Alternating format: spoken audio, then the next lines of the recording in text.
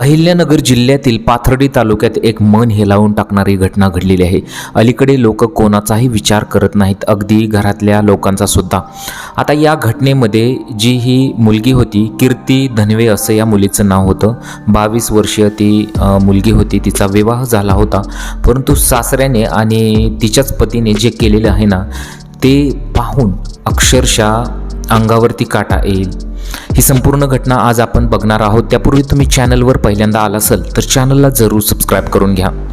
कीर्ती धनवे असं त्या मुलीचं नाव होतं। ती ठाण्याजवळील उल्हासनगर येथील रहिवासी होती। 1.5 वर्षापूर्वी तिने अहिल्यानगर जिल्ह्यातील वडगाव येथील रहिवासी असणाऱ्या अनिकेत धनवे नावाच्या तरुणाबरोबर विवाह केला होता। दोघांच्या लग्नाला घरच्यांचा विरोध होता। घरच्यांचा विरोध असताना तरीही दोघांनी कुटुंबाच्या विरोधात जाऊन लग्न केलं। दोघांच्या प्रेमविवाहाला 1.5 वर्षही पूर्ण होत नाही तोपर्यंत आरोपी अनिकेतचं कीर्तीवरील प्रेम कमी झालं।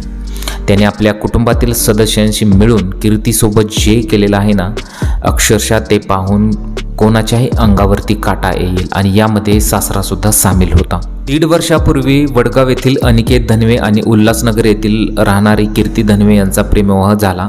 अनिकेत आणि कीर्ती यांचे लग्नाच्या पूर्वीपासून जवळचे नातेसंबंध होते। प्रेमविवाह केल्यानंतर त्यांचे रीतसर लग्न लावून दिले। मात्र विवाहितेच्या सासरच्यांनी तिला सून मान्य केलं नव्हतं। तिला सासरच्यांकडून सातत्याने जाच सुरूच होता। मग याच कारणातून ते भयानक असं कृत्य केलेलं आहे। आता हे भयानक कृत्य नक्की काय हे पाहूयात।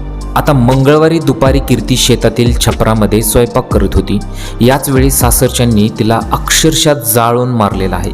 या प्रकरणी नवरा अनिकेत अंकुश धनवे, सासू करुणा अंकुश धनवे, सासरे अंकुश होनाजी धनवे यांनी त्यांचे इतर साथीदाराच्या मदतीने जाळून हत्या केलेली आहे। आता ती बिचारी बघा, स्वयंपाक करत होती, आपल्या कुटुंबासाठी स्वयंपाक करत असेल।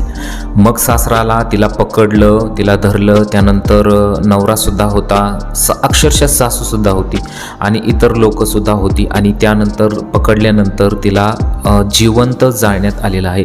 आता फक्त तुम्ही आता मी सांगतोय म्हणून तुम्ही फक्त इमॅजिन करून बघा की त्यावेळेसची परिस्थिती काय असेल, त्या बिचारीला काय वाटलं असेल। बिचारी किंचाळत आणि ओरडत असेल तरीसुद्धा या सर्वांना त्याचं काहीच वाटलं नव्हतं।